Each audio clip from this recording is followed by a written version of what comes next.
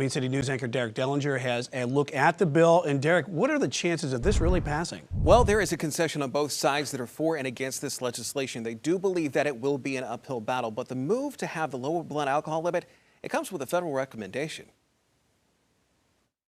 You go to a bar, you have a drink, but how much is too much? In North Carolina, that's a question that in the future could have a different answer. Look at what other countries have done and realize that hundreds of lives could be saved by passing this legislation. Rick Bird is the president for the national chapter of Students Against Destructive Decisions, otherwise known as SAD. We spoke with him about a bill being discussed in Raleigh right now that would bring down the state's blood alcohol limit. If you get pulled over right now and blow a .08, you have a DWI. The legislation would bring it down to a .05.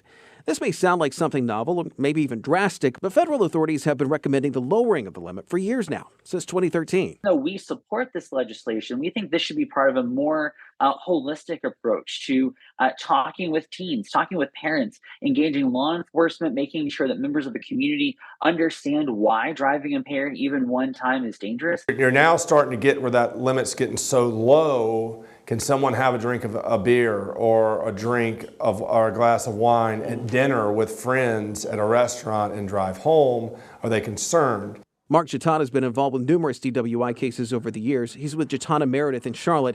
He does not condone drinking and driving, but he does see the other side in all this. That number is not always the telltale factor. Someone's impaired. There is some science behind it. Studies have found that deadly crash rates could go down by as much as 11% nationwide.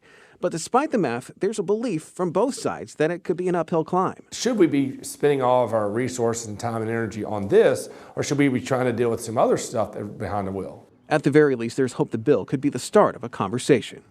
I hope it gets people to really do some reflection on, okay, what does it mean when I'm impaired? And what is my plan if I am going to be impaired to get home safely? MAD, Mothers Against Drunk Driving, has thrown their support behind the .05 move. We did reach out to the main sponsor of this legislation for comment, but he was not able to make himself available today for an interview. Brian? All right, Derek, and that data can be sobering. About 32 people in the U.S. die every day in drunk driving crashes, and that's about one person every 45 minutes.